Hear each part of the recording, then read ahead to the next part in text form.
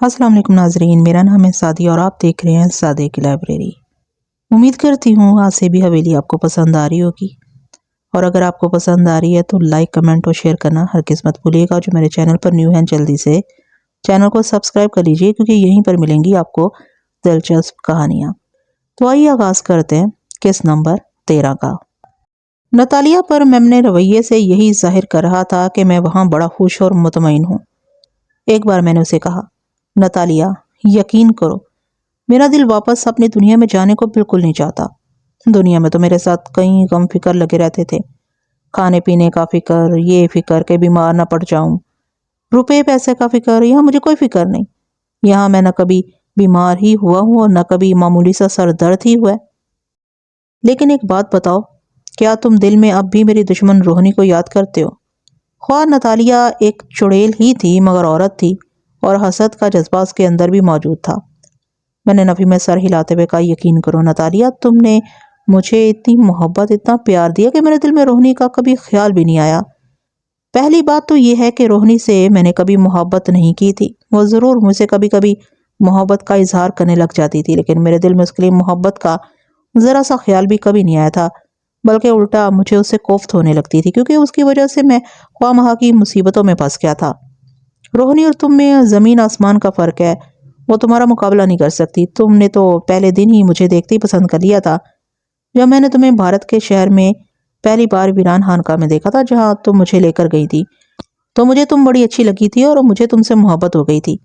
Natalia کہنے لگی، تو پھر تم مجھے راولپنڈی شہر میں چھوڑ کر کیوں چلے گئے تھے؟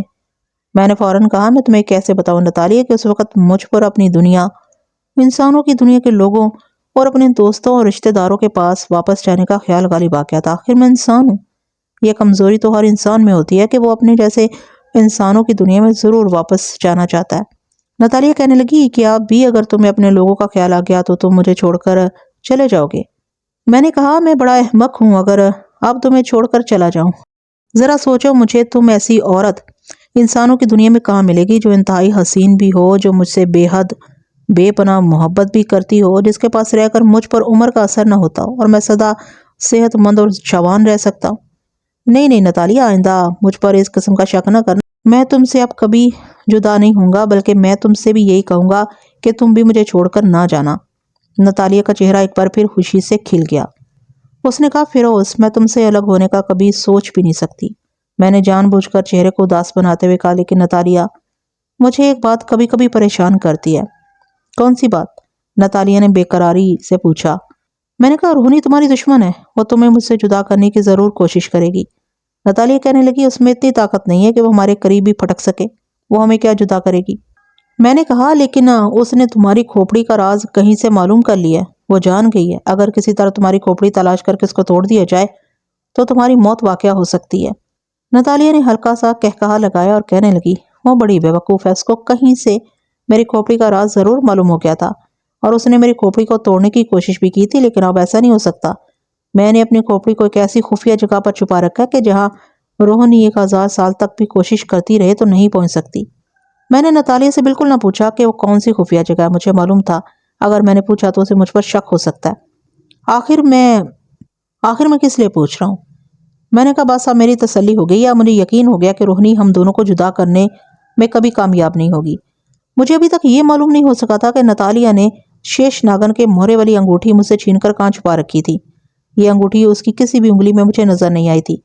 اس وقت موقع تھا۔ میں نے کہا، لیکن اگر روہنی کسی طریقے سے شیش ناگن کے مہرے والی انگوٹھی تمہارے قبضے سے اڑا لے گئی تو پھر تو تمہارا جادو اس پر نہیں چل سکے گا۔ شیش ناگن مہرے والی انگوٹھی کو ڈھال بنا کر روہنی تم پر کاری وار کر سکے گی۔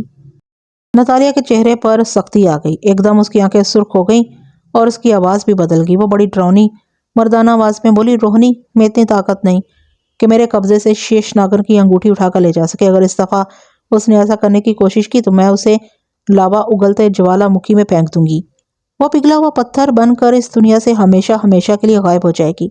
میں نے یہ پوچھنے کی بالکل جرات نہ کی کہ اس نے شیش ناگن کے مہرے والی انگوٹھی کون سی خفیہ جگہ پر چھپا رکھی ہوئی ہے۔ میں نے صرف اتنا کہا، نتالیہ، روہنی کو ختم کرنے میں تمہارے ساتھ ہوں۔ میں یہ ہرگز گوارا نہیں کر سکتا کہ وہ مجھے تم سے جدا کر دے۔ محبت کے یہ الفاظ سن کر نتالیہ کا چہرہ اور آواز اپنی اصلی حالت میں واپس آ گئے۔ اس کے چہرے پر پہلے ایسی دلکشی آ گئی۔ اس نے میرا ہاتھ تھام لیا اور بولی، تم کیوں فکر کرتے ہو فیروز؟ جب میں نے تمہیں کہہ دیا ہے کہ ہم دونوں کو دنیا کی کوئی طاقت جدا نہیں کر سکے گی تو پھر سمجھ لو ہم رہتی دنیا تک ایک دوسرے کے ساتھ رہیں گے۔ میں نے فوراً جواب دیا، بس نتالیہ، اب ہمیشہ کے لیے میں مطمئن ہو گیا ہوں۔ اب میں کبھی ایسی پریشانی کی بات زبان پر نہیں لاؤں گا۔ نتالیہ نے محبت کے جذبے سے مغلوب ہو کر میرا ہاتھ چوم لیا اور میرا ہاتھ برف کی طرح ٹھنڈا ہو گیا۔ اس طرح وہاں قبر نما کوٹری میں رہتے رہتے کچھ اور وقت گزر گیا۔ یہ 1 مہینہ بھی ہو سکتا ہے اور 1 سال بھی ہو سکتا ہے، وقت کا مجھے کوئی اندازہ نہیں تھا۔ اس دوران میں نے اپنے رویے سے یہ ثابت کر دیا تھا کہ میں دنیا میں اگر کسی سے محبت کرتا ہوں تو وہ صرف نتالیہ ہی ہے۔ اسے بھی میری محبت کا یقین ہو گیا تھا، چنانچہ اب وہ مجھے کبھی کبھی اپنے ساتھ باہر جنگل کی سیر کو لے جاتی تھی۔ اس کے ساتھ جنگل اور قلعے کے بلند اور مضبوط دیوار کے آس پاس پھرتے ہوئے میں نے ایک چیز کو بڑے غور سے دیکھا تھا اور انہیں اپنے ذہن میں نقش بھی کر لیا تھا کہ کوئی پتہ نہیں کب مجھے وہاں سے فرار ہونا پڑے۔ میں نے دل میں فیصلہ کر لیا تھا کہ اب میں زیادہ دن وہاں نہیں رہوں گا، اور وہ وقت آن پہنچا تھا جب مجھے وہاں سے فرار ہونے کی کوشش کرنی ہوگی۔ ایک دن نتالیہ مجھے قلعے کی دیوار کے اندر میدان کے مشرق کی جانب ایک پرانے کھنڈر کے قریب لے گئی۔ یہ کھنڈر کسی قدیم مندر کا کھنڈر لگتا تھا۔ دیواریں شکستہ ہو رہی تھی، مندر کا دروازہ غائب تھا اور جنگلی گھاس نے اندر جانے والے راستے کو آدھے سے زیادہ چھپا رکھا تھا۔ اس کھنڈر کے قریب سے گزرتے ہوئے نتالیہ رک گئی، پھر اس کی طرف اشارہ کیا اور کہنے لگی، یہ 1000 سال پرانا مندر ہے۔ اسی زمانے میں یہاں آدم خوروں کے دیوتا کی پوجا ہوتی تھی۔ ایک مدت سے یہ مندر ویران پڑا ہے۔ میں نے کہا کہ اب یہاں کوئی بدروح بھی نہیں رہتی؟ نتالیہ نے مسکراتے ہوئے کہا، نہیں، کوئی بدروح نہیں رہتی، لیکن ایک تمہاری دنیا کا انسان ضرور رہتا ہے۔ یہ انسان یہاں کیا کر رہا ہے؟ میں نے تعجب سے پوچھا۔ نتالیہ نے کہا، یہ میری غلام بدروحوں کا شکار ہے۔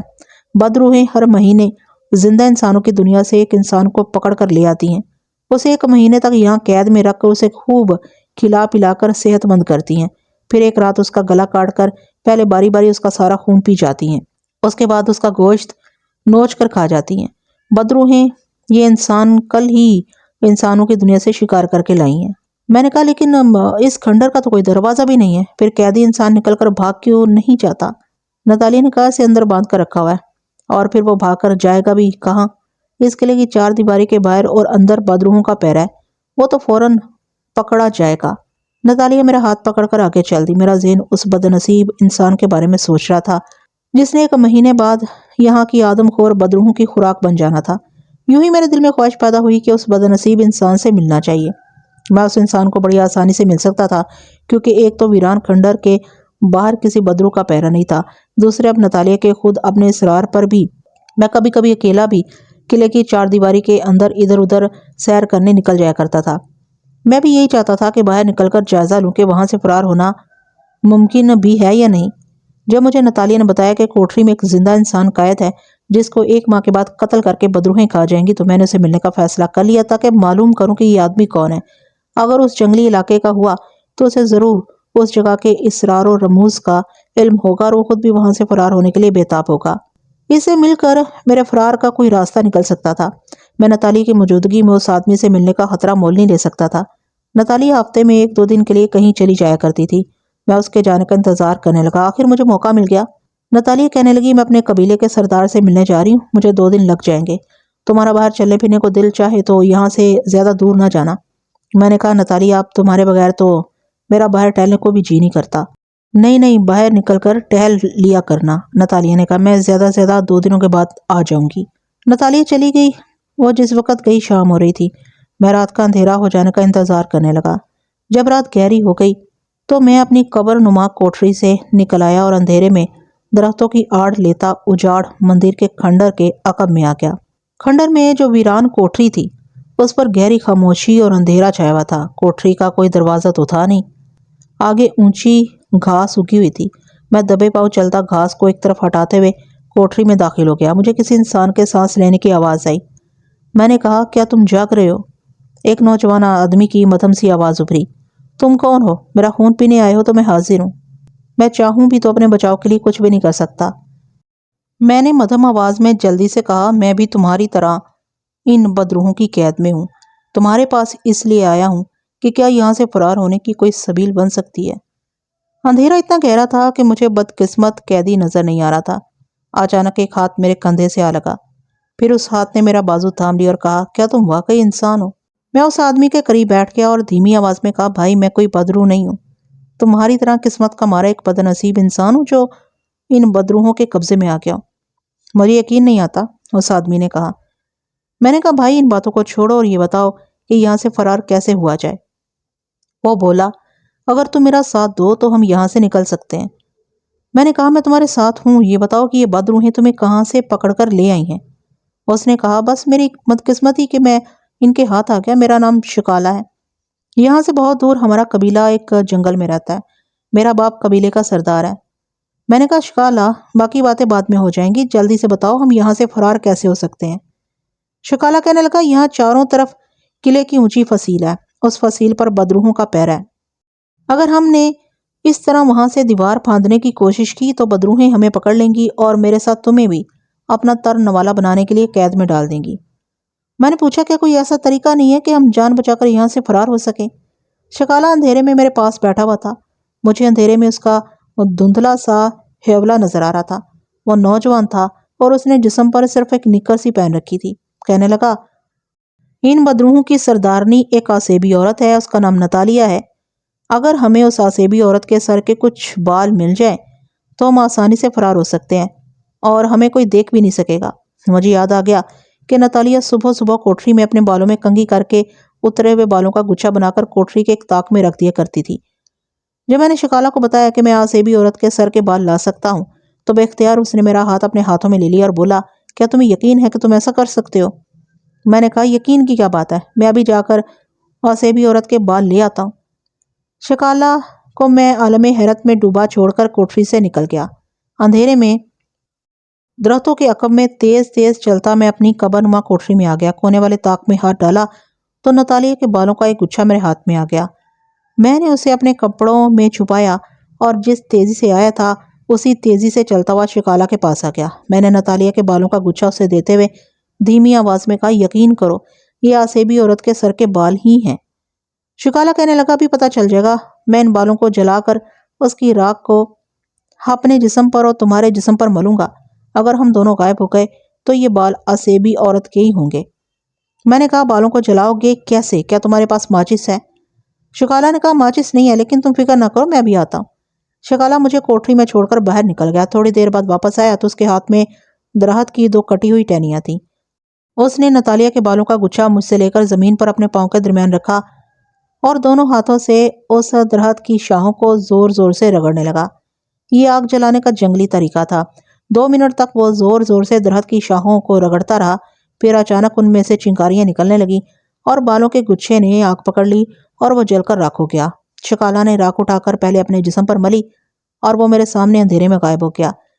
میں نے اندھیرے میں ہاتھ بڑھا کر شکالہ کو چھونا چاہا مگر وہ میرے ہاتھ نہ آیا۔ کہنے لگا، یہ آسیبی عورت کے ہی بال ہیں، ہاں میں تمہیں غائب کرنے لگا ہوں۔ اس نے نتالیہ کے بالوں کی راکھ میرے چہرے پر مری تو میں بھی غائب ہو گیا۔ شکالہ نے میرا ہاتھ پکڑ لیا، کہنے لگا، اپنا ہاتھ مت چھڑانا، چلو یہاں سے نکل چلیں۔ ہم کس طرف جائیں گے؟ میں نے پوچھا۔ شکالہ نے کہا، تم خاموشی سے دیکھتے چلو، بولنا بالکل نہیں۔ کھنڈر کی کوٹری سے قیبی حالت میں باہر نکلتے ہی شکالہ نے قلعے کی اونچی فصیل کی طرف چلنا شروع کر دیا۔ پھر وہ دوڑنے لگا اور میرا ہاتھ پکڑ کر ساتھ مجھے بھی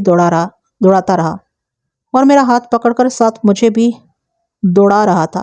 ہم بہت جلد فصیل کے پاس پہنچ گئے۔ شکالہ نے میرا ہاتھ نہیں چھوڑا تھا، اس نے میرے کان کے قریب ہو کر سرگوشی کی، گھبرانا نہیں، ہم دیوار کے اندر سے گزر جائیں گے۔ میں نے سرگوشی میں کہا، شکالہ یہاں بدروحوں کا پہرا ہے۔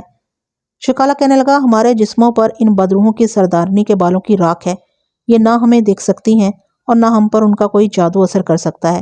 شکالہ مجھے ساتھ لیے قلعے کی مضبوط چٹانی دیوار میں سے نکل گیا۔ میں اس قسم کے تجربوں سے پہلے کئی بار گزر چکا تھا، اس لیے مجھے تعجب نہ ہوا۔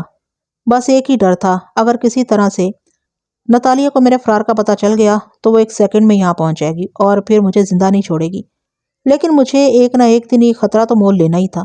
جیسے ہی ہم قلعے کی فصیل سے باہر آئے، شکالہ نے میرا ہاتھ چھوڑ دیا اور کہا، ہم ایک دوسرے کو دیکھ سکتے ہیں، جتنی تیز بھاگ سکتے ہو میرے ساتھ بھاگنا شروع کر دو۔ میرا خیال تھا کہ شاید ہم ہوا میں اڑنے لگیں گے، لیکن ایسا نہ ہوا۔ ہم اڑ نہیں سکتے تھے، صرف دوڑ سکتے تھے۔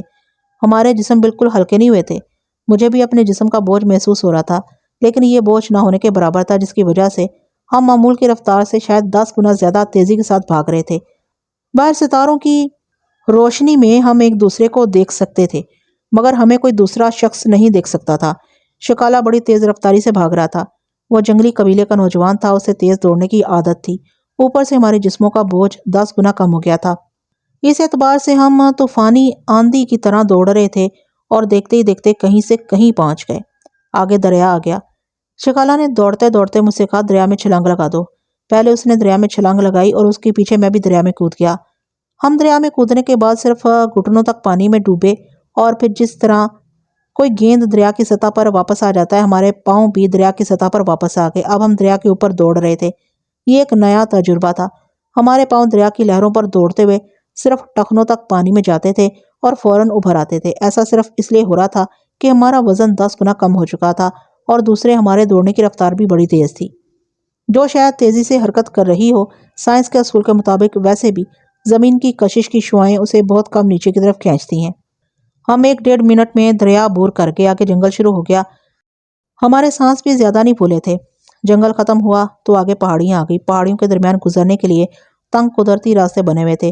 ہم ان راستوں پر دوڑنے لگے۔ ہم نے پہاڑیاں بھی عبور کر لیں۔ پہاڑوں کی دوسری طرف شکالہ نے کہا، یہاں بیٹھ جاتے ہیں۔ ہم بیٹھ گئے۔ ہم اتنا ہانپ رہے تھے جیسے کوئی شخص 1 فرلانگ دوڑ کر ہانپتا ہے۔ کچھ دیر کے بعد ہمارے سانس معمول پر آ گئے تو میں نے شکالہ سے پوچھا، ہم کس طرف جا رہے ہیں؟ اس نے کہا، میں اپنے قبیلے کی طرف جا رہا ہوں جو یہاں سے اب زیادہ دور نہیں ہے، صرف ایک دریا راستے میں ہے۔ میں نے کہا، تمہارے خیال میں بدروحوں کو تو ہمارا پتہ نہیں چلا ہوگا نا؟ شکالہ بولا، تم آسیبی عورت کے جو بال لے آئے تھے، یہ تم نے ایک ناممکن بات کو ممکن کر دکھایا تھا۔ یہ سب آسیبی عورت کے بالوں کی راکھ کا طلسم ہے کہ جس کی وجہ سے ہمارے فرار کا اس وقت تک کسی کو علم نہیں ہو سکتا جب تک کہ کوئی بدروح میری کوٹری میں نہیں آتی۔ مجھے اطمینان ضرور ہو گیا تھا، لیکن ایک خطرے کا احساس ضرور تھا کہ نتالیہ بڑی زبردست طلسمی طاقت رکھتی ہے، لیکن چونکہ ابھی تک اس نے مجھ پر کوئی جوابی حملہ نہیں کیا تھا، اس لیے مجھے کچھ تسلی بھی ہو رہی تھی کہ شکالہ درست کہتا ہے، نتالیہ کے بالوں کی راکھ نے ہمیں ابھی تک نتالیہ اور اس کی بدروحوں کے اثرات سے بچایا ہوا تھا۔ ہم نے ایک بار پھر دوڑنا شروع کر دیا۔ کافی دیر تک دوڑتے رہے، ایک بہت بڑا میدان عبور کیا، ایک وادی میں سے آندھی کی طرح سے گزر گئے۔ آگے دوسرا دریا آ گیا۔ شکالہ نے دوڑتے دوڑتے کہا، دریا میں میرے ساتھ چھلانگ لگا دو۔ ہم نے دریا میں چھلانگیں لگا دی اور دریا کی سطح پر دوسرے کنارے کی طرف کسی تیز لہر سے بھی زیادہ رفتار کے ساتھ دوڑنے لگے۔ 2 منٹ میں ہم نے وہ دریا بھی عبور کر لیا۔ دریا کے دوسرے کنارے پر ایک اونچا نیچا پتھریلا میدان تھا۔ ہم دوڑتے چلے گئے اور یہ میدان بھی پار کر گئے۔ اس میدان کی دوسری طرف پھر ایک جنگل آ گیا۔ یہ جنگل اتنا گھنا تھا کہ ہم اس کے اندر دوڑ نہیں سکتے تھے۔ ہم چلنے لگے۔ شکالہ نے کہا، میں اپنے قبیلے کے جنگل میں آ گیا ہوں۔ یہاں سے ہمارے قبیلے کا گاؤں زیادہ دور نہیں ہے۔ میں نے شکالہ سے کہا، تمہارے قبیلے کے لوگوں اور سردار کو کیسے پتہ چلے گا کہ ہم آ گئے ہیں؟ وہ تو ہمیں دیکھ ہی نہیں سکیں گے۔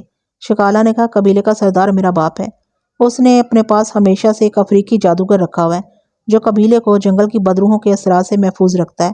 اسے ہم کالا جادوگر کہتے ہیں۔ اس کے جادو سے ہم دوبارہ نظر آنے لگیں گے۔ جنگل میں کچھ دیر چلنے کے بعد مجھے ایک تالاب کے کنارے بہت سے جھونپڑے دکھائی دیے۔ ان جھونپڑوں کے درمیان الاؤ روشن تھا۔ جس جھونپڑے کے آگے الاؤ روشن تھا، وہ جھونپڑا دوسرے جھونپڑوں سے کافی بڑا تھا اور اس کے باہر 2 حبشی نیزے تھامے پہرا بھی دے رہے تھے۔ شکالہ نے دور سے مجھے بڑا جھونپڑا دکھاتے ہوئے کہا، یہ میرے باپ کا جھونپڑا ہے، وہ مجھے دیکھ کر بہت خوش ہوگا، میرے ساتھ جھونپڑے میں آؤ۔ ہم جھونپڑے کے بند دروازے میں سے اندر چلے گئے۔ چونکہ ہم غائب تھے اس لیے حبشی پہرے دار ہمیں دیکھ نہ سکے۔ جھونپڑے کے اندر ایک بہت بڑے تخت پوش پر بستر لگا تھا جس پر ایک بھاری بھرکم حبشی سو رہا تھا۔ شکالہ سیدھا اس حبشی کے پاس چلا گیا اور اسے ہلاتے ہوئے بولا، بابا میں آ گیا ہوں۔ اس کا باپ ہڑبڑا کر اٹھ بیٹھا اور چاروں طرف آنکھیں پھاڑ کر دیکھنے لگا۔ جھونپڑے میں ایک تیل کا بڑا لیمپ روشن تھا۔ اس نے کہا، شکالہ، کیا تم شکالہ کی روح ہو؟ شکالہ نے کہا، نہیں بابا، میں روح نہیں ہوں، میں شکالہ ہوں، میرے ساتھ میرا ایک دوست بھی ہے۔ ہم نے اپنے جسم پر ایک آسیبی عورت کے بالوں کی راکھ ملی ہوئی ہے جس کی وجہ سے ہم غائب ہو کر آسیبی عورت کی کیسے فرار ہو کر یہاں پہنچے ہیں۔ حبشی سردار نے کہا، فکر نہ کرو شکالہ، میں ابھی کالے جادوگر کو بلا کر تمہیں انسانی شکل میں واپس لاتا ہوں۔ تم میرے پاس بیٹھ جاؤ، اپنے دوست کو بھی کہو کہ وہ بھی یہاں بیٹھ جائے۔ ہم تخت پوش پر بیٹھ گئے۔ شکالہ کے باپ نے چلا کر پہرے دار حبشیوں کو آواز دی۔ وہ دونوں گھبرائے ہوئے فوراً اندر آ گئے۔ شکالہ کے باپ نے کہا، کالے جادوگر کو بلاؤ فوراً۔ دونوں حبشی جلدی سے باہر چلے گئے۔ شکالہ کے باپ نے اپنے بیٹے سے کہا، شکالہ، خدا کا شکر ہے تم زندہ سلامت میرے پاس واپس آ گئے۔ ہم تو تمہاری طرف سے مایوس ہو چکے تھے، تم کہاں چلے گئے تھے؟ شکالہ نے اپنی ساری داستان اپنے باپ کو بیان کر دی کہ کس طرح وہ رات کے وقت جنگل میں سے گزر رہا تھا کہ اچانک ایک بدرو نے درخت کے اوپر سے اس پر چھلانگ لگائی اور اسے اٹھا کر لے گئی۔ اس نے جب میرے بارے میں بتایا کہ بابا اگر یہ آدمی میری مدد نہ کرتا تو میں کبھی تمہارے پاس واپس نہیں آ سکتا تھا۔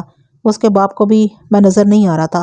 اس نے اندازے سے میری طرف دیکھ کر کہا، بیٹا تم نے مجھے ساری زندگی کے لیے خرید لیا، میں تمہارا یہ احسان ہمیشہ یاد رکھوں گا۔ میں نے کہا، میں نے کوئی احسان نہیں کیا، میں خود بھی ان بدروحوں کی قید سے فرار ہونا چاہتا تھا۔ اتنے میں قبیلے کا کالا جادوگر آ گیا۔ اس نے جھک کر سردار کو سلام کیا اور زمین پر چوکڑی مار کر بیٹھ گیا۔ اس کے کندھے پر ایک تھیلا لٹک رہا تھا۔ زمین پر بیٹھتے ہی کالے جادوگر نے فضا میں کچھ سونگھتے ہوئے کہا، سردار مجھے تمہارے بیٹے شکالہ کی بو آ رہی ہے۔ اس کے ساتھ کسی دوسرے آدمی کی بو بھی ہے۔ سردار نے کہا، کالے جادوگر تم نے بالکل صحیح کہا۔ شکالہ اپنے ایک دوست کے ساتھ اس وقت میرے قریب ہی بیٹھا ہے۔ وہ بدروحوں کی قید سے فرار ہونے میں کامیاب ہو گیا تھا، مگر وہ اور اس کا دوست دونوں غائب ہیں، ہمیں نظر نہیں آ رہے کیونکہ انہوں نے کسی بدرو کے بالوں کی راکھ اپنے جسموں پر ملی ہوئی ہے۔ شکالہ نے کہا، یہ بدرو نہیں بلکہ ایک آسیبی عورت تھی جس کے بالوں کی راکھ میں نے اور میرے دوست نے اپنے جسم پر ملی ہوئی ہے اور ہم نظر نہیں آ رہے۔ کالے جادوگر نے کہا، میں ابھی اس راکھ کا اثر زائل کیے دیتا ہوں، تم دونوں میرے سامنے آ جاؤ۔ میں اور شکالہ تخت پوش پر سے اٹھ کر کالے جادوگر کے سامنے بیٹھ گئے۔ کالے جادوگر نے پٹاری میں سے کچھ ہڈیاں نکال کر زمین پر پھینکی اور خدا جانے کس زبان میں منتر پڑھنے شروع کر دیے۔ تھوڑی دیر کے بعد وہ اندازے سے ہم دونوں کی طرف منہ کر کے پھونکے مارتا جاتا تھا۔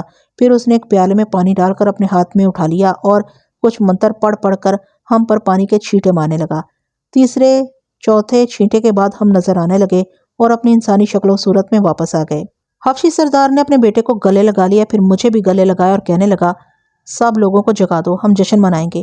اسی وقت باہر تخت بچھ گیا۔ قبیلے کے سارے حبشی جھونپڑیوں میں سے نکل آئے اور سردار کے بیٹے کو ایک ایک کر کے گلے لگانے لگے۔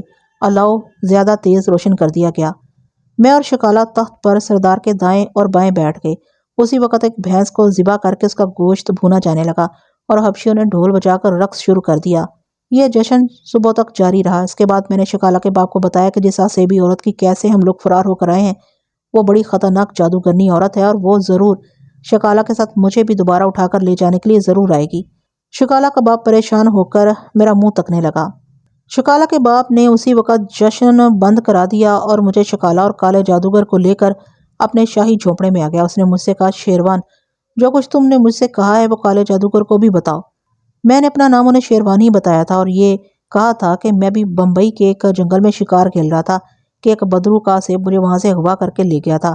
کالے جادوگر نے پوچھا، شیروان تم نے سردار کو کیا بتایا؟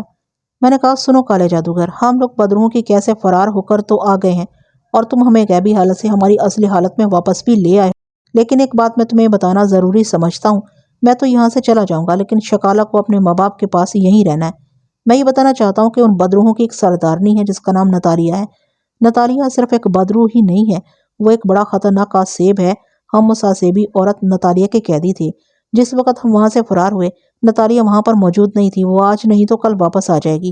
جب اسے پتہ چلے گا کہ میں اور شکالہ اس کی قید سے فرار ہو چکے ہیں تو وہ اپنے جادو کے زور سے شکالہ کا اور میرا پتہ چلا لے گی اور یہاں پہنچ جائے گی۔ اس کی طاقت کا کوئی ٹھکانہ نہیں ہے، وہ تمہیں بھی اور تمہارے ساتھ اس قبیلے کے سبھی آدمی عورتوں کو بچوں کو ہلاک کر کے ان کا خون پی جائے گی۔ بس میں صرف یہی کہنا چاہتا تھا۔ کالا جادوگر بڑے غور سے میری باتیں سن رہا تھا۔ جب میں چپ ہوا تو اس نے اپنے کالے جادو کی ڈینگیں مارنے یا اپنے جادو کے بڑے بڑے دعوے کرنے کی بجائے مجھ سے پوچھا، جس آسیبی عورت کا تم ذکر کر رہے ہو اور جس نے تمہیں قید کیا ہوا تھا، کیا کسی وقت اس کی آواز مردوں کی طرح ہو جاتی تھی؟ میں نے کہا، ہاں بالکل ہو جاتی تھی۔ جب وہ غصے کی حالت میں ہوتی تھی تو اس کی آواز بدل کر مرد کی آواز میں بدل جاتی تھی اور بڑی ڈراؤنی ہو جاتی تھی۔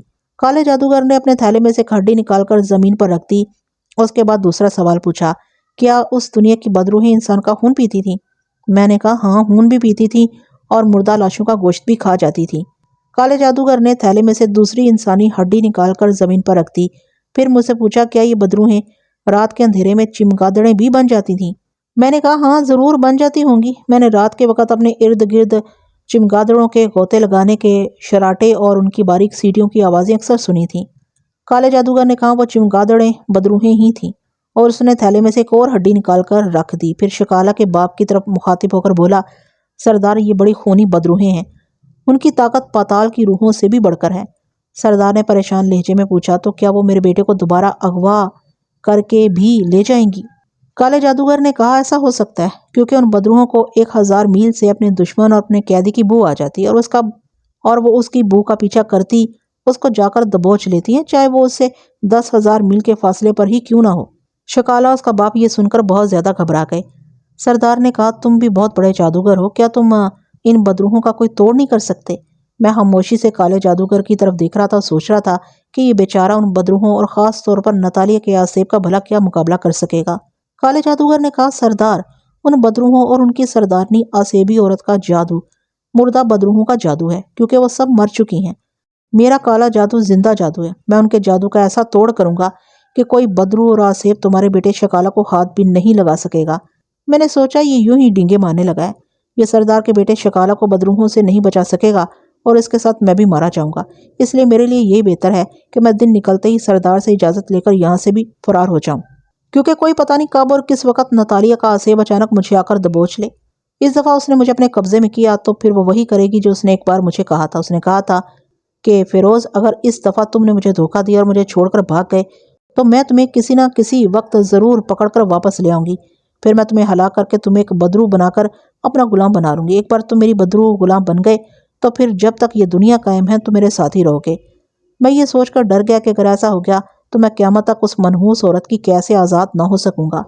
میں یہ سوچ کر پریشان ہو رہا تھا کہ کالے جادوگر نے جو 3 انسانی ہڈیاں تھیلے میں سے نکال کر باہر رکھی تھیں ان کے گرد لکڑی سے ایک دائرہ کھینچ دیا اور کچھ پڑھ کر ان پر پھونکنے لگا۔ دیکھتے ہی دیکھتے تینوں ہڈیاں جو بڑی چھوٹی چھوٹی تھی اپنی جگہ پر حرکت کرنے لگی، کبھی وہ آگے جاتی، کبھی ذرا پیچھے آ جاتی، پھر وہ دائرے کی شکل میں ایک دوسرے کے پیچھے چلنے لگی۔ کالا جادوگر تیز آواز میں منتر پڑھ کر ان پر پھونکے جا رہا تھا۔ تھوڑی دیر کے بعد تینوں ہڈیاں رک گئیں۔ کالے جادوگر نے ایک منتر پڑھ کر ان پر زور سے پھونک ماری تو تینوں ہڈیاں زمین سے 1 فٹ بلند ہو کر ہوا میں لٹک گئیں۔ کالے جادوگر نے ایک ایک کر کے فضا میں ہی ہاتھ بڑھا کر انہیں پکڑا اور جلدی سے اپنے تھیلے میں ڈال لیا۔ پھر سردار کی طرف متوجہ ہو کر بولا، میں نے ان ہڈیوں پر سب سے زبردست جادو پھونک دیا ہے، اب کوئی بدرو، کوئی برے سے برا آسیب جہاں یہ ہڈیاں ہوں گی قریب بھی نہیں پھٹک سکے گا۔ کالے جادوگر نے اس کے بعد تینوں ہڈیاں تھیلے سے باہر نکال لیں۔ یہ شاید انسان کی چھوٹی انگلیوں کی ہڈیوں کے مہرے تھے اور ان میں سوراخ بھی تھے۔ کالے جادوگر نے تینوں ہڈیوں میں کالا دھاگا پیرویا اور شکالہ سے کہا، شکالہ میرے پاس آؤ۔ شکالہ اس کے پاس جا کر بیٹھ گیا۔ کالے جادوگر نے ایک ہڈی کو تعویذ کی طرح شکالہ کے بازو کے ساتھ باندھ دیا اور اس کے بعد اس نے مجھ سے کہا، تم بھی میرے پاس آ جاؤ۔ میں بھی اس کے پاس جا کر بیٹھ گیا۔ کالے جادوگر نے دوسری ہڈی بھی کالے دھاگے میں پیرو کر اسے میرے بازو کے ساتھ باندھ دیا۔ پھر اس نے تیسری ہڈی میں دھاگا پیرویا اور اٹھ کر سردار کے پاس جا کر کہنے لگا، سردار، یہ ہڈی بھی تمہارے بازو کے ساتھ باندھنا چاہتا ہوں، اس کی وجہ سے تم بھی بدروہوں اور آسیب کے حملے سے محفوظ ہو جاؤ گے۔ سردار نے اپنا بازو آگے کر دیا۔ کالے جادوگر نے تیسری ہڈی سردار کے بازو کے ساتھ باندھ دی۔ سردار نے پوچھا، کیا میرا بیٹا بدروہوں سے بالکل محفوظ ہو جائے گا؟ کالے جادوگر نے کہا، سردار، اگر تمہیں یقین نہیں آتا تو میں تمہیں تجربہ کر کے دکھا سکتا ہوں۔ سردار نے پوچھا، کس قسم کا تجربہ؟ میں بھی کچھ تعجب کے ساتھ کالے جادوگر کو دیکھنے لگا کہ یہ کس قسم کا تجربہ کر کے دکھانے کی بات کر رہا ہے۔ کالے جادوگر نے کہا، سردار، میں ابھی اپنے کالے جادو کی طاقت سے اس جنگل کی ایک بدرو کو یہاں بلاتا ہوں، وہ تم پر حملہ کرنے کی سر توڑ کوشش کرے گی، تم اپنی آنکھوں سے دیکھ لو گے کہ وہ تمہارا کچھ نہیں بگاڑ سکے گی اور آخر میں تم لوگوں سے خوفزدہ ہو کر بھاگ جائے گی۔ مجھے کالے جادوگر کی بات کا یقین نہ آیا۔ سردار نے بھی شک کا اظہار کیا اور کہا، اگر اس بدرو نے ہمیں کوئی نقصان پہنچایا تو اس کا ذمہ دار کون ہوگا؟ کالے جادوگر نے کہا، اس کا یہی علاج ہے کہ تم تلوار دے کر اپنے غلام کو میرے پاس کھڑا کر دو اور اسے حکم دو کہ اگر بدرو کے ہاتھوں تم تینوں میں سے کسی کو بھی نقصان پہنچا تو تمہارا غلام یہ تلوار مار کر میرا سر تن سے جدا کر دے۔ سردار نے کہا، مجھے منظور ہے، تم بدرو کو بلانے کی تیاری کرو۔ کالے جادوگر نے مجھے، شکالہ، اس کے باپ کو جھونپڑے میں جو تخت پوش تھا اس کے درمیان میں بٹھا دیا اور خود کونے میں بیٹھ کر منتر پڑھنے شروع کر دیے۔ سردار نے اپنے خاص باڈی گارڈ حبشی غلام کو اندر بلایا اور اس کے ہاتھ میں اپنی تلوار دے کر کہا، کالے جادوگر کے پاس کھڑے ہو جاؤ، جس وقت میں تمہیں حکم دوں تلوار سے اس کی گردن اڑا دینا۔ جو حکم سردار۔ اور وہ ننگی تلوار لے کر جادوگر کے پیچھے کھڑا ہو گیا۔ کالا جادوگر منتر پڑھتے پڑھتے رک گیا۔ سردار سے مخاطب ہو کر کہنے لگا، سردار، بدرو آ کر تم تینوں کو طرح طرح کی آوازیں نکال کر ڈرائے گی، تم پر پتھر پھینکے گی، لیکن ایک بھی پتھر تمہارے قریب نہیں آ سکے گا۔ تم خود دیکھ لو گے کہ ایک پتھر بھی تمہیں نہیں لگے گا۔ جب میں تمہیں آواز دے کر کہوں کہ سردار بولو تو تم نے بدرو سے مخاطب ہو کر کہنا ہوگا کہ اے بدرو، چڑیل دفع ہو جا، نہیں تو میں تمہیں ابھی بزم کر دوں گا۔ اس کے بعد جو کچھ ہوگا تم اپنی آنکھوں سے دیکھ لو گے۔ کالے جادوگر نے مجھے اور شکالہ سے بھی یہی کہا کہ ڈرنا بالکل نہیں، خاموشی سے بیٹھے رہنا ہے۔ سردار نے کہا ٹھیک ہے، ہم تمہاری ہدایت پر عمل کریں گے۔ اس کے بعد کالے جادوگر نے دوبارہ منتر پڑھ پڑھ کر پھونکنے شروع کر دیے۔ اس وقت رات کا پچھلا پہر تھا، باہر جنگل میں سکوت چھایا ہوا تھا۔ میں سردار اور شکالہ کے ساتھ تخت پر چوکڑی مار کر بیٹھا جادوگر کو گردن ہلا ہلا کر منتر پڑھتے دیکھ رہا تھا۔ اتنے میں جنگل کی جانب سے ایک چیخ کی آواز بلند ہوئی۔ کالے جادوگر نے کہا ہوشیار، بدرو آ رہی ہے، خبردار، گھبرانا بالکل نہیں۔ تم خود دیکھ لو گے کہ بدرو تم میں سے کسی کو ہاتھ بھی نہیں لگا سکے گی اور اس کا سارا جادو بے اثر ہو جائے گا۔ میں دل میں ڈر رہا تھا کہ اس کالے جادوگر پر بھروسہ نہیں کیا جا سکتا۔ میرے پاس تو شیش ناگن کے مہرے والی انگوٹھی بھی نہیں ہے۔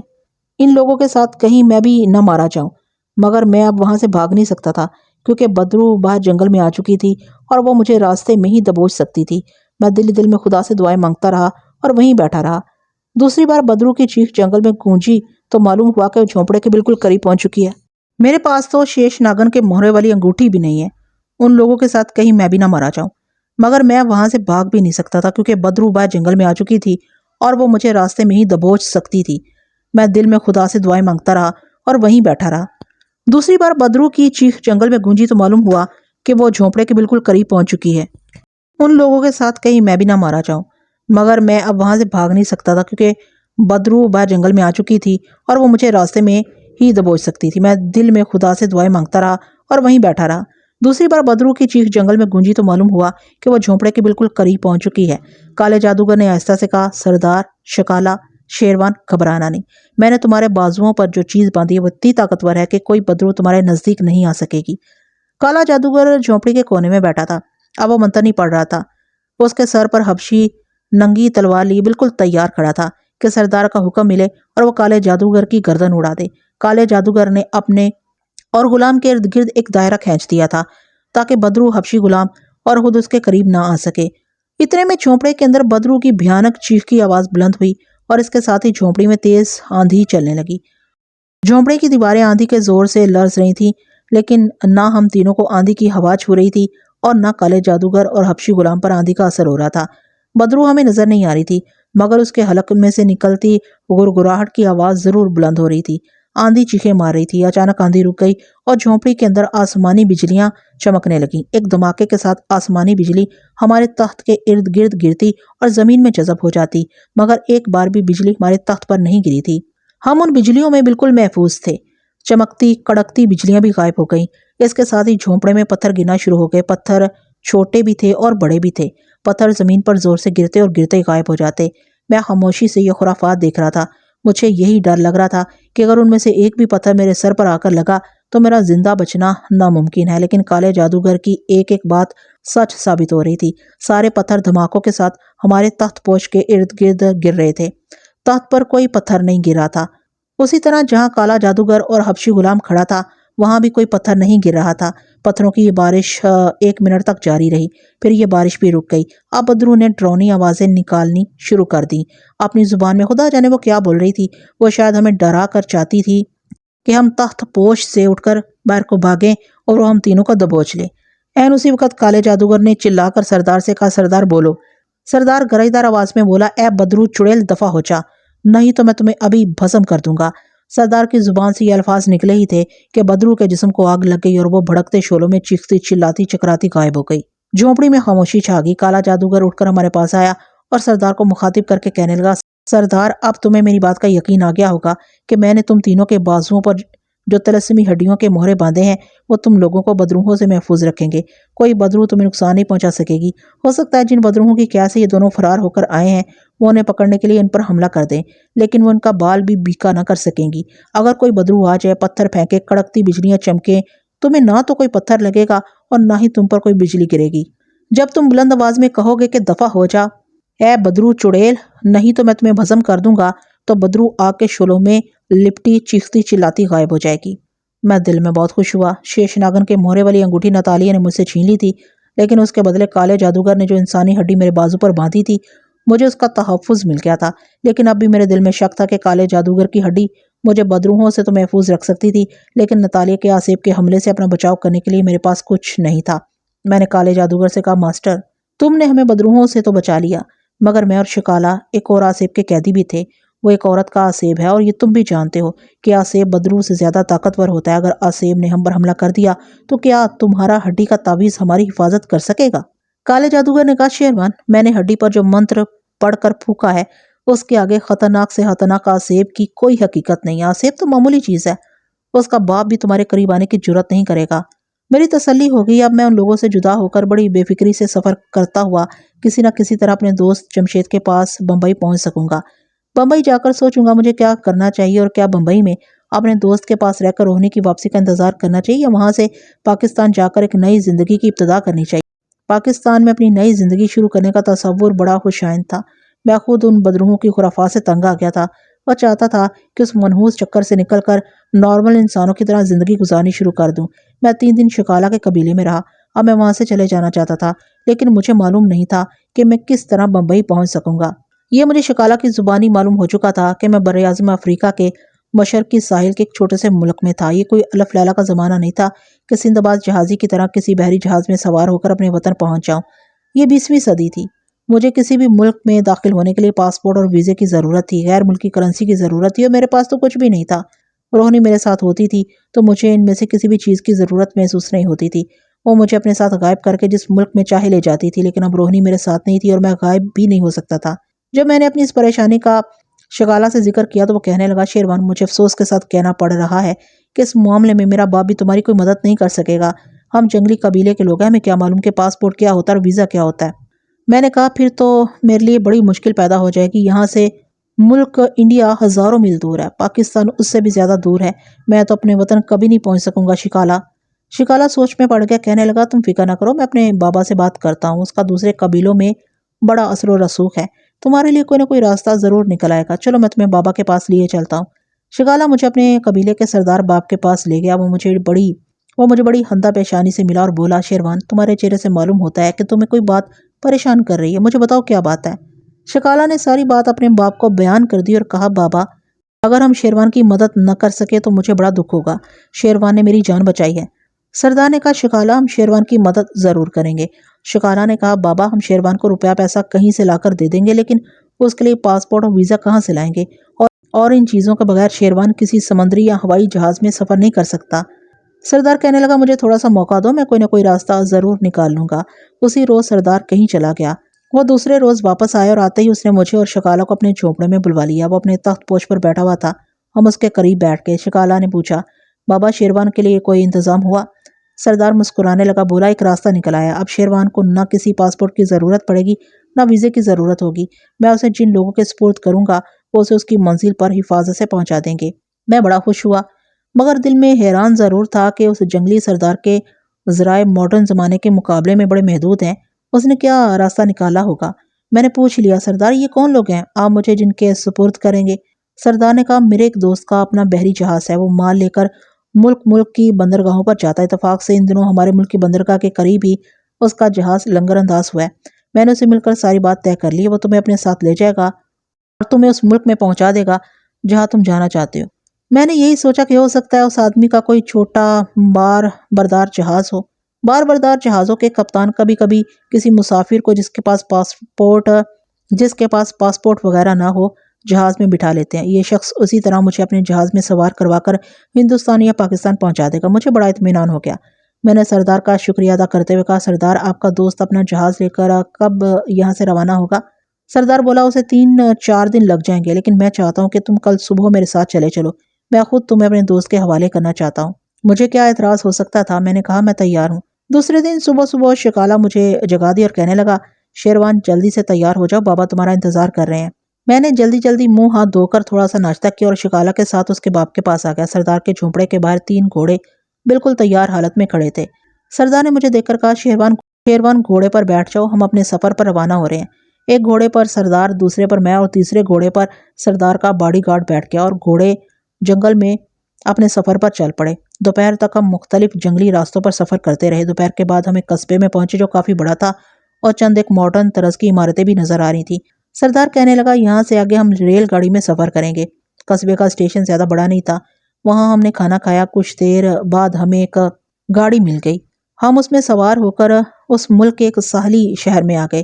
سردار نے اپنے باڈی گارڈ کو گھوڑوں سمیت ریلوے اسٹیشن ہی سے واپس بھیج دیا تھا۔ ساحلی شہر چھوٹا سا تھا، آبادی بھی بہت کم دکھائی دے رہی تھی۔ سردار ریلوے اسٹیشن سے نکل کر ایک طرف چل پڑا، میں اس کے ساتھ تھا۔ چلتے چلتے ہم شہر سے کافی دور نکل گئے۔ اب ہماری ایک جانب سمندر دکھائی دینے لگا تھا۔ ہم سمندر کے ساتھ ساتھ چلنے لگے۔ آس پاس کوئی آبادی نہیں تھی، کوئی جھونپڑی تک دکھائی نہیں دے رہی تھی۔ میں خاموشی سے چل رہا تھا۔ سردار کہنے لگا، میرے دوست کا جہاز سمندر میں فاصلے پر لنگر انداز ہے، ہم اسٹیمر میں بیٹھ کر جہاز تک جائیں گے۔ میں نے پوچھا، سردار یہ اسٹیمر ہمیں کہاں سے ملے گا؟ سردار بولا، گھاٹ یہاں سے زیادہ دور نہیں ہے، وہاں ہمیں اسٹیمر مل جائے گا۔ کچھ دور چلنے کے بعد ہم ایک چھوٹے سے گھاٹ پر پہنچ گئے۔ گھاٹ بڑا پراسرار سا لگ رہا تھا، وہاں کوئی مسافر بھی نہیں تھا۔ 2-3 چھوٹی کشتیاں اور ایک بوسیدہ چھت والا پرانا اسٹیمر ایک طرف کھڑا تھا، کوئی آدمی بھی نظر نہیں آ رہا تھا۔ سردار نے مجھے ایک جگہ بیٹھنے کو کہا اور خود اسٹیمر کی طرف چلا گیا۔ تھوڑی دیر کے بعد واپس آیا تو اس کے ساتھ ایک آدمی تھا جس نے میلی کچیلی پتلون اور نیلے رنگ کی بنیان پہن رکھی تھی۔ سردار نے میری طرف اشارہ کر کے اس آدمی سے کہا، ہنری، یہ میرا خاص آدمی ہے، اس کو جہاز پر کپتان زولو کے حوالے کر کے واپس آنا، میں نے کپتان سے ساری بات کر لی ہوئی ہے۔ پھر سردار نے مجھ سے کہا، بے فکر ہو کر جاؤ، ہنری بھی میرا خاص آدمی ہے، یہ تمہیں جہاز پر پہنچا دے گا۔ کیپٹن زولو میرا جگری دوست ہے، اس کا جہاز سمندر میں کچھ فاصلے پر لنگر انداز ہے۔ سردار نے مجھے 3 بار گلے لگایا اور بولا، تمہیں جس ملک کے روپے پیسے کی ضرورت ہوگی میرا دوست کیپٹن زولو تمہیں دے دے گا، اس کی تم بالکل فکر نہ کرو۔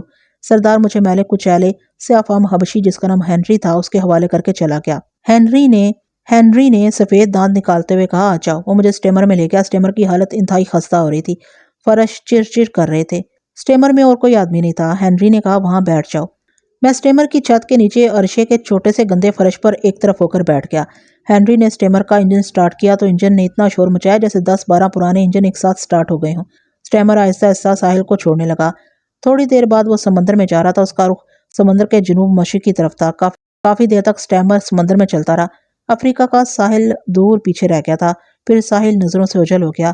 ابھی تک مجھے سردار کے دوست زولو کا بار بردار جہاز نظر نہیں آیا تھا۔ خدا جانے کیپٹن زولو نے اپنا جہاز سمندر میں اتنی دور کیوں لنگر انداز کیا ہوا تھا، یہ معمہ میری سمجھ سے باہر تھا۔ آخر مجھے دور سے ایک سمندری جہاز کی چمنی نظر آئی جس میں سے دھوئیں کی باریک سی لہریں نکل رہی تھیں۔ ہنری نے اونچی آواز میں کہا، وہ ہے کیپٹن زولو کا جہاز۔ اسٹیمر کا رخ جہاز کی طرف ہی تھا۔ جس وقت ہمارا اسٹیمر جہاز کے قریب پہنچا تو میں نے دیکھا کہ جہاز زیادہ بڑا نہیں تھا۔ اس کے سٹار بورڈ کا رنگ پھیکا پڑ چکا تھا اور کہیں کہیں جہاز کی دیوار پر زنگ بھی لگا ہوا تھا۔ اوپر عرشے کے جنگلے پر 3-4 نیگرو نیچے اسٹیمر کی طرف دیکھ رہے تھے۔ اسٹیمر کے ہنری نے دونوں بازو ہلاتے ہوئے اپنی زبان میں جہاز کے آدمیوں کو کچھ کہا۔ انہوں نے اوپر سے رسے کی ایک سیڑھی نیچے لٹکا دی۔ ہنری نے اسٹیمر رسے کی سیڑھی کے پاس جا کر کھڑا کر دیا۔ ہنری نے اسٹیمر کو سیڑھی کے ساتھ باندھا اور مجھے ساتھ لے کر رسے کی سیڑھی پر چڑھنا شروع کر دیا۔ بڑی مشکل سے ہم جہاز کے عرشے یعنی ڈیک پر پہنچے۔ 3 نیگرو جنہوں نے میلی پتلونیں اور بنیانیں پہنی ہوئی تھیں مجھے گھور گھور کر دیکھنے لگے۔ ہنری نے ان سے کہا، یہ کیپٹن کا خاص آدمی، اسے کہو سردار نے جس آدمی کا کہا تھا اسے میں لے آیا ہوں۔ 2 نیگرو تو وہیں کھڑے مجھے گھور گھور کر دیکھتے رہے۔ تیسرا ہنری کا پیغام لے کر عرشے پر سے نیچے جاتی سیڑھیاں اتر گیا۔ ہنری ان حبشی غلاموں سے اپنی زبان میں باتیں کرنے لگ گیا۔ چند لمحوں کے بعد جو آدمی ہنری کا پیغام لے کر گیا تھا وہ واپس آ گیا۔ اس نے کہا، کیپٹن نے کہا ہے کہ اس آدمی کو نیچے بھیج دو۔ ہنری نے میری طرف منہ کر کے کہا، جاؤ دوست، کیپٹن زولو تمہارا انتظار کر رہا ہے۔ میں اس آدمی کے ساتھ عرشے کا زینہ اتر کر نیچے جہاز کی تنگ راہداری میں آ گیا جہاں دونوں جانب چھوٹے چھوٹے کیبن تھے جن کے دروازے بند تھے۔ ایک کیبن کا دروازہ کھلا ہوا تھا، وہاں جہاز کا کیپٹن زولو میرا انتظار کر رہا تھا۔ پہلی نظر میں ہی وہ مجھے ایک بحری ڈاکو لگا۔ اس کی کمر میں گولیوں کی بیلٹ بندھی ہوئی تھی اور پستول لٹک رہا تھا۔ وہ دونوں ٹانگیں میز پر رکھے پرانے صوفے میں دھنس کر بیٹھا ہوا تھا، بالکل سیاہ فام تھا۔ کانوں میں گولڈن رنگ پڑے ہوئے تھے۔ ایک ہاتھ میں خنجر تھا جس سے وہ سیب چھیل رہا تھا۔ سر پر سرخ رومال بندھا ہوا تھا۔ ایک نیگرو عورت اس کے پاس بیٹھی اس کے مگ میں شاید کافی بنا رہی تھی۔ یہ تھا کیپٹن زولو مجھے جس کے سپرد کر دیا گیا تھا۔ میں کیبن میں داخل ہوتے ہی رک گیا۔ کیپٹن زولو نے میری طرف دیکھ کر خنجر سے اپنی طرف آنے کا اشارہ کرتے ہوئے کہا، ڈرو نہیں، آ جاؤ۔ میں ڈرتے ڈرتے اس کے سامنے جو لوہے کی کرسی پڑی تھی اس پر بیٹھ گیا۔ نیگرو عورت مجھے گہری نظروں سے دیکھتے ہوئے مسکرا رہی تھی۔ کیپٹن زولو نے سیب کاٹ کر میری طرف بڑھایا اور کہا، لو کھاؤ۔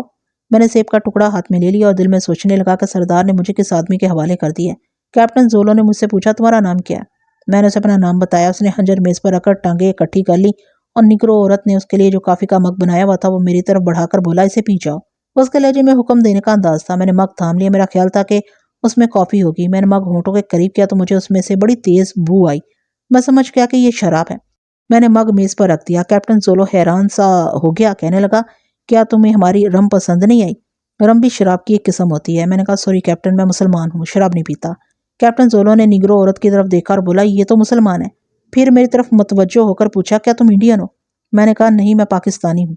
कैप्टन जोलो ने मग उठा लिया, उसके 2-3 घूंट पियर बोला तुम पाकिस्तान जाना चाहते हो? मैंने कहा हाँ कैप्टन, सरदार ने मुझे कहा था कि मेरा दोस्त कैप्टन जोलो तुम्हें पाकिस्तान पहुंचा देगा। कैप्टन जोलो ने कोई जवाब ना दिया, खामोशी से मुझे घूरते हुए रम के छोटे छोटे घूंट भरता रहा। निगरो औरत इसी तरह मेरी तरफ देख रही थी। कैबन में बड़ी तकलीफ से खामोशी तारी हो गई थी। आखिर उस खामोशी के तलस्सुम को तोड़ते हुए कैप्टन जोलो बोला सरदार मेरा दोस्त है, तुम्हें परेशान होने की जरूरत नहीं। हम तुम्हें पाकिस्तान तो नहीं पहुंचा सकते, लेकिन इंडिया के साहिल पर उतार देंगे। आगे तुम खुद पाकिस्तान चले जाओगे? कैप्टन जोलो ने ऊंची आवाज में मुझसे पूछा। मैं क्या जवाब देता। मैंने डरते डरते पूछा सर, अगर आप मुझे पाकिस्तान के साहिल के करीब कहीं उतार दें तो मेरे लिए बड़ी आसानी हो जाएगी। इंडिया के साहिल पर उतरा तो साहिली गार्ड्स मुझे गिरफ्तार कर लेंगे, मेरे पास तो कोई पासपोर्ट वगैरह भी नहीं है। कैप्टन जोलो कहकहा लगाकर हंस पड़ा, कहने लगा तुम ना इंडिया जाओ ना पाकिस्तान जाओ, तुम हमारे साथ शामिल हो जाओ, यहाँ ऐश करो, मुल्क मुल्क की सैर करो। अच्छा ये बताओ कभी तुमने किसी को कत्ल किया है? मेरा मतलब है पिस्तौल की गोली या खंजर से हलाक किया है। मैं समझ गया था कि मैं बहरी डाकुओं के जहाज में आ गया हूँ, जहां से अब मैं किस्मत अच्छी होगी तो जान बचाकर उतर सकूंगा। मैंने कहा नहीं कैप्टन, मैंने कभी किसी को कत्ल नहीं किया। कैप्टन जोलो ने पास बैठी निगरो औरत से कहा इसने कभी किसी आदमी को कत्ल नहीं किया, ये हमारे काम का आदमी नहीं है। निगरो औरत ने कहा इसे 2-3 आदमी कत्ल करवाओ, फिर इसे हम अपने साथ शामिल कर लेते हैं, ये आदमी हमारे लिए ठीक रहेगा। कैप्टन जोलो ने मेरी तरफ मुंह करके कहा मेरी गर्लफ्रेंड ने तुम्हारी सिफारिश कर दी है, अब तुम मेरे गैंग में शामिल हो गए हो, मैं तुम्हें सिखा दूंगा कि आदमियों को कत्ल किस तरह किया जाता है, इसकी तुम फिक्र ना करो। मैं उन दोनों का मुंह तकने लगा कि ये क्या कह रहे हैं। आखिर हिम्मत करके मैंने कह दिया सर मैं ये काम नहीं कर सकता, प्लीज आप मुझे वापस भिजवा दें। कैप्टन जोलो गुस्से में आ गया, बोला तुमने मुझे और मेरे आदमियों को देख लिया है, अब तुम कैसे जा सकते हो? अब तुम हमारे साथ ही रहोगे। यहाँ से फरार होने का कभी ख्याल भी दिल में ना लाना, वरना तुम्हारी लाश समंदर की मछलियों की खुराक बन जाएगी। ये एक नई मुसीबत मेरे ऊपर आन पड़ी थी। मैंने उसी वक्त दिल में सोच लिया कि अभी तो जहाज साहिल के करीब ही खड़ा है, मैं मौका पाकर समंदर में कूद जाऊंगा और किसी न किसी तरह साहिल पर पहुंच जाऊंगा। लेकिन ये मेरा ख्याल खाम था। जहाज का जराइम पेशा कप्तान जोलो इतना अहमक नहीं था। उसने 2 आदमियों को बुलवाकर उसी वक्त मुझे एक कैबिन में बंद करवाकर बाहर से ताला लगवा दिया। दूसरे दिन सुबह सुबह जहाज ने लंगर उठा दिया। अब मेरे फरार के तमाम रास्ते मसदूद हो गए थे। खुदा जाने ये जहाज किस मुल्क की तरफ जाएगा, कहाँ जाकर लंगर डालेगा। ये स्मगलर और बहरी कज़ाक किस्म के लोग थे, इन्हें कौन अपने मुल्क की समुद्री हदूद में दाखिल होने की इजाज़त देगा? हर मुल्क की समुद्री हदूद 40 मील तक होती है। 40 मील के बाद खुला समंदर शुरू हो जाता है। ये जहाज जिस मुल्क में भी जाएगा उसकी 40 मील समुद्री हदूद के पास ही लंगर डालेगा।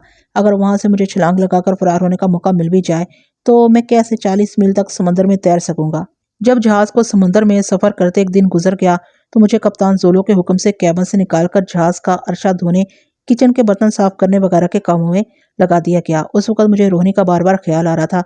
अगर वो मेरे साथ होती तो सवाल ही पैदा नहीं होता था कि ये बहरी डाकू मुझे कैद करते। वो तो अगर चाहती तो इन सब को एक एक करके खत्म करके खुद जहाज पर कब्जा कर लेती, मगर रोहिणी मुझसे जुदा हो चुकी थी। वो मेरी सच्ची हमदर्द और दोस्त थी। मुझे उसका ख्याल आने लगा कि खुदा जाने कहाँ होगी, किस हाल में होगी और उस पर क्या गुजर रही होगी। उन बहरी डाकुओं ने मुझे अपना गुलाम बना लिया था। मुझसे सुबह से रात तक काम कराते, खाने को जो बचा कुचा होता दे देते। मैं सख्त अजाब में फंस गया था। कुछ समझ में नहीं आता था कि क्या करूं, कैसे उन लोगों से जान छुड़ाऊं। ये जिस किसी मुल्क के करीब खड़े होते उस मुल्क की समंदरी हदूद से बाहर यानी 40 मील के फासले पर लंगर डालते और मुझे कैबिन में बंद करके बाहर पैरा बिठा देते। इतना मुझे इल्म हो गया था कि वहां स्मगलिंग का माल फरोख्त करते हैं, मौका मिलने पर सरकारी और गैर सरकारी गोदामों का माल भी लूट कर ले आते हैं। ये अपने काम में बेहद माहिर थे और उनका एक आदमी भी कभी पकड़ा नहीं गया था।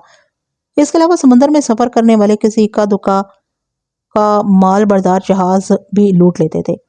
दूर से ऐसे जहाज की निशानदेही करते, फिर अपने जहाज में किसी खराबी का उन्हें वायरलेस पर सिग्नल देते। जब वह जहाज उनके करीब आता तो उनके लुटेरे स्टेन गने, राइफलें, हैंड ग्रेनेड लेकर जहाज पर कूद जाते और जो सामने आता उसे बेदरेख गोलियों से छलनी करके जहाज का सारा मालो असबाब लूटकर आगे रवाना हो जाते। इस तरह मुझे इस मुसीबत में फंसे 2 महीने गुजर गए। इस दौरान नतालिया की भेजी हुई कोई बदरू भी मुझे पकड़ने नहीं आई थी। नतालिया को शायद मालूम हो गया था कि मेरे बाजू पर एक बहुत बड़ी ताकत वाला तलस्मी तावीज़ बंधा हुआ है, जिसके जादू के सामने उसकी कोई भी बदरू जिंदा नहीं बचेगी। इसलिए ना उसने खुद मेरे करीब आने का खतरा मोल लिया था और ना अभी तक किसी बदरू को मुझे उठाकर ले जाने के लिए भेजा था। शायद नतालिया उस वक्त का इंतजार कर रही थी कि मेरे गफलत से मेरे बाजू पर बंधा काले जादूगर का ہڈی والا تعویذ مجھ سے گم ہو جائے تو وہ اچانک حملہ کر کے مجھے اٹھا لے جائے۔ لیکن میں اس طرف سے بھی غافل نہیں تھا اور ہر روز رات کو سوتے وقت اور صبح اٹھ کر تعویذ کو اپنے بازو پر دیکھ لیتا تھا۔ اگر اس کی ڈوری ڈھیلی ہو گئی ہوتی تھی تو اسے اتارے بغیر وہیں کس دیتا تھا۔ میں اسے ایک لمحے کے لیے بھی بازو سے اتارنے کا خطرہ مول نہیں لیتا تھا۔ مجھے معلوم تھا کہ نتالیہ کا آصف غافل نہیں ہوگا، خود نہیں تو اس نے کسی نہ کسی بدرو کو میرے پیچھے لگا دیا ہوگا کہ جیسے ہی میں ایک سیکنڈ کے لیے بھی کسی وقت تعویذ اپنے بازو سے اتاروں اور وہ مجھے وہیں دبوچ لے۔ کپتان زولو کی جو گرل فرینڈ نیگرو عورت تھی، وہ اس وقت جب میں کپتان کے کیبن کی صفائی کرنے جاتا تھا تو میری طرف کپتان کی نظریں بچا کر دیکھ لیا کرتی تھی۔ خدا جانے میں اسے پسند آ گیا تھا یا اسے مجھ سے ہمدردی پیدا ہو گئی تھی، لیکن اس نے کبھی مجھ سے اپنی ہمدردی کا اظہار نہیں کیا تھا۔ اسی طرح مزید 2 مہینے گزر گئے۔ ایک رات میں جہاز کے رشے کو دھو رہا تھا کہ کپتان زولو نے میرے قریب سے گزرتے ہوئے حکم دیا کہ میں نیچے جا کر اس کے کیبن کی صفائی کروں۔ میں فوراً یس سر کہا اور اس کے کیبن کی طرف چل دیا۔ اس کا کیبن کھلا تھا۔ میں کیبن میں داخل ہوا۔ میز پر جھوٹے برتن پڑے تھے اور فرش پر پھلوں کے چھلکے بکھرے ہوئے تھے۔ میں نے صفائی شروع کر دی۔ اتنے میں کیپٹن زولو کی گرل فرینڈ نیگرو عورت کیبن میں داخل ہو گئی۔ اس کے ہاتھ میں رم کی 2 بوتلیں تھیں۔ مجھے بلائے بغیر وہ دیوار کے شیلف کی طرف گئی اور دونوں بوتلیں شیلف میں لگا دیں۔ پھر کرسی پر بیٹھ کر سگریٹ سلگا لیا اور مجھے صفائی کرتے دیکھنے لگی۔ میں نے بھی اس سے کوئی بات کرنا مناسب نہ سمجھی۔ جب میں صفائی کرتے ہوئے اس کے قریب سے گزرنے لگا تو اس نے میرا بازو پکڑ لیا۔ میں نے کسی قدر چونک کر اس کی طرف دیکھا۔ نیگرو عورت میرے آنکھوں میں آنکھیں ڈالے دیکھ رہی تھی۔ کہنے لگی، تم یہاں سے بھاگنا چاہتے ہو؟ میں نے غیر شعوری طور پر نفی میں سر ہلاتے ہوئے کہا، نہیں۔ بس کیسے کہہ سکتا تھا کہ میں وہاں سے بھاگ جانا چاہتا ہوں؟ وہ کیپٹن زولو کی گرل فرینڈ تھی۔ اگر میں کہہ دیتا کہ ہاں میں اس عذاب سے نکلنا چاہتا ہوں تو کچھ پتا نہیں کہ وہ یہ بات زولو کو بتا دیتی اور وہ خدا جانے میرا کیا حشر کرتا۔ نیگرو عورت نے اپنا چہرہ میرے قریب لاتے ہوئے کہا، ڈرو نہیں، میں کیپٹن سے کچھ نہیں کہوں گی، مجھے اپنے دل کی بات بتا دو، کیا تم یہاں سے بھاگنا چاہتے ہو؟ میں چپ رہا، کوئی جواب نہ دیا۔ نیگرو عورت نے بڑے ہمدردانہ انداز میں کہا، مجھے اپنی دوست سمجھو، تم مجھے پہلے دن ہی اچھے لگے تھے۔ اگر میں زولو کے قبضے میں نہ ہوتی تو تم سے شادی کر لیتی، مگر میں ایسا نہیں کر سکتی۔ لیکن تمہاری جو درگت یہاں بن رہی ہے میں وہ بھی نہیں دیکھ سکتی۔ مجھے بتاؤ، کیا تم سچ مچ یہاں سے بھاگ جانا چاہتے ہو؟ کہیں ایسی بات تو نہیں ہے کہ تم بھی اس کام کے عادی ہو گئے ہو اور تمہیں یہاں کی زندگی راس آ گئی ہے؟ بولو۔ میں نے زبان سے تو کچھ نہ کہا لیکن نفی میں سر ہلا دیا۔ نیگرو عورت نے میرا بازو چھوڑ دیا اور کہنے لگی، ٹھیک ہے جاؤ۔ میں صفائی کر کے کیبن سے نکل آیا۔ دل میں سوچنے لگا کہ یہ عورت دھوکے سے میرے دل کا حال تو معلوم نہیں کرنا چاہتی تھی۔ مجھے فکر لگ گئی کہ اگر اس نے کیپٹن زولو کو اتنا بھی بتا دیا کہ میں یہاں سے بھاگنا چاہتا ہوں تو وہ مجھے زندہ نہیں چھوڑے گی۔ میں سخت پچھتانے لگا کہ میں نے اس عورت کے سامنے اس بات کی حامی کیوں بھری۔ میں اس جہاز سے فرار ہونا چاہتا تھا۔ ساری رات یہ سوچ سوچ کر میں پریشان رہا۔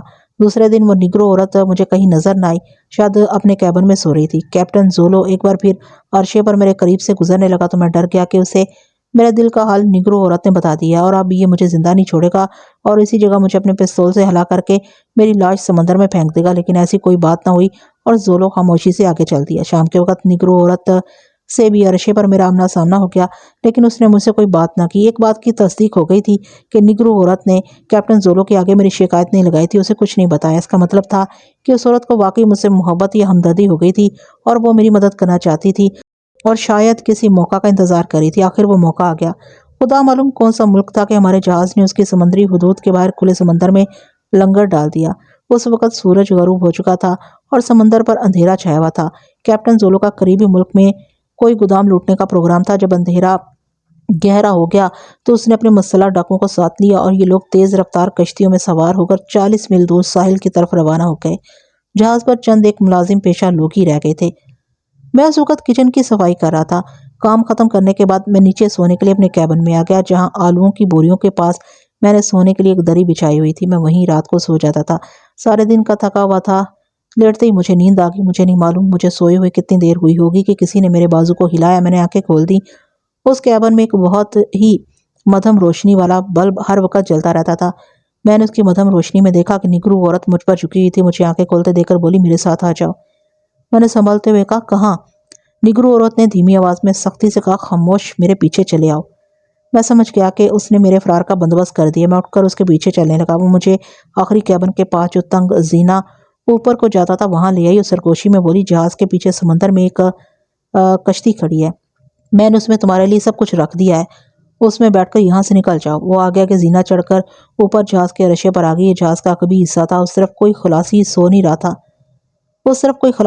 رہا تھا۔ شاید اس نیگرو عورت نے میری محبت یا ہمدردی کی وجہ سے کسی سے مل کر ایسا انتظام کر دیا تھا کہ اس وقت وہاں آس پاس کوئی بھی نہیں تھا۔ عرشے کا عقبی حصہ خالی پڑا تھا۔ وہ مجھے جہاز کے کونے کی طرف لے گئی۔ وہاں رسی کی ایک سیڑھی لٹکی ہوئی تھی۔ اس نے آہستہ سے کہا، اس سیڑھی کے ساتھ تمہاری کشتی بندھی ہوئی ہے، کشتی میں بیٹھتے ہی رسی کھول کر فرار ہو جاؤ، جلدی کرو۔ میں جلدی میں نگرو عورت کا شکریہ بھی ادا نہ کر سکا اور جنگل میں سے نکل کر نیچے لٹکتی ہوئی رسی کی سیڑھی کو پکڑا اور نیچے اترنے لگا۔ نیچے کشتی سمندر کی لہروں پر ڈول رہی تھی۔ بس میں اتر گیا۔ اترنے کے فوراً بعد میں نے کشتی کی رسی کھول دی، چیپو سنبھالا اور تیزی سے کشتی کو جہاز سے دور لے جانے لگا۔ میں نے رات کے وقت زولو کے ساتھیوں کو جہاز سے جاتے وقت دیکھ لیا تھا۔ وہ کس طرف کو جا رہے تھے، جس طرف وہ جا رہے تھے اس طرف قریبی ملک کا ساحل تھا۔ میں نے بھی کشتی کا رخ اسی طرف کر دیا۔ میں پوری طاقت کے ساتھ دائیں بائیں چیپو چلا رہا تھا۔ میں کچھ ہی دیر میں جہاز سے کافی دور نکل آیا۔ میں نے پیچھے مڑ کر دیکھا، جہاز کی ساری بتیاں گل کر دی گئی تھیں، صرف ایک مدھم سی بتی جل رہی تھی۔ وہ مجھ سے کافی دور ہو گئی تھی۔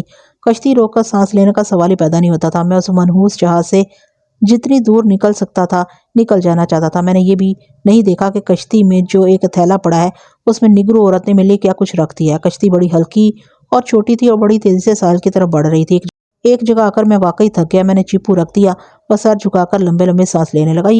یہ کوئی دریا نہیں تھا کہ کشتی اپنے آپ پانی کے بہاؤ پر بہنے لگتی۔ یہ سمندر تھا، اور سمندر بھی ساحل سے کئی میل کے فاصلے کا سمندر تھا، جہاں سمندر کی موجیں کسی طرف بہنے کی بجائے اوپر نیچے ہوتی رہتی ہیں۔ ایسی حالت میں صرف ایک ہی خطرہ ہوتا ہے کہ کشتی کا رخ نہ بدل جائے، یعنی آگے جانے کی بجائے اس کا رخ پیچھے کی طرف ہو جائے۔ رات کے اندھیرے اور کھلے سمندر میں اتنی چھوٹی کشتی میں سمت کا اندازہ لگانا مشکل ہوتا ہے۔ میں سانس بھی درست کر رہا تھا اور ساتھ ساتھ کبھی کشتی کے رخ کو اور کبھی آسمان پر ستاروں کو دیکھ لیتا تھا تاکہ میری سمت ٹھیک رہے۔ پھر بھی میں نے زیادہ آرام کرنا مناسب نہ سمجھا۔ کسی بھی وقت مجھے کوئی مغالطہ لگ سکتا تھا اور کشتی کا رخ کسی دوسری طرف ہو سکتا تھا۔ چنانچہ میں دوبارہ چیپو چلانے لگا۔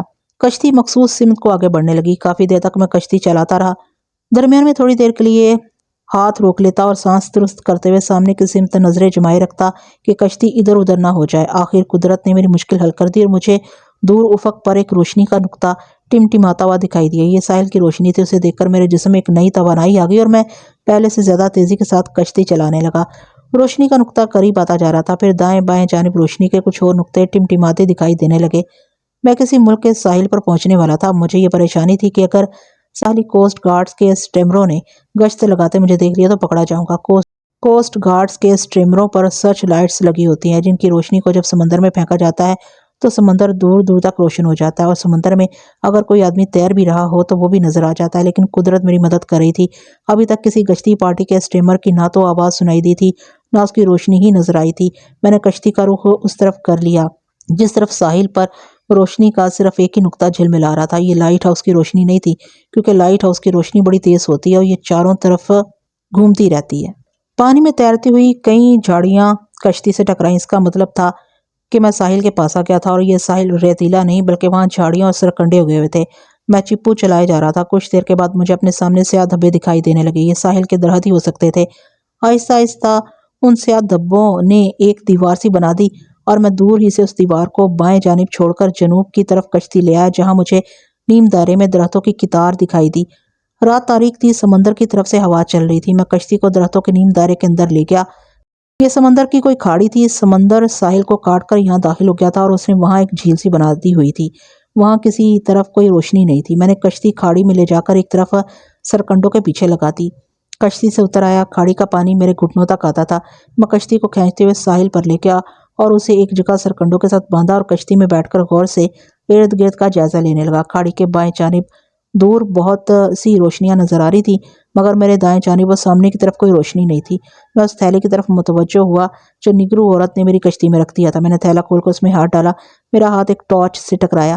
میں نے ٹارچ کو باہر نکالی۔ یہ چھوٹے سائز کی ٹارچ تھی۔ میں نے اس کا منہ تھیلے کی طرف کر کے ٹارچ کا بٹن دبایا۔ اس کی روشنی میں تھیلے کی چیزوں کو دکھنے لگا۔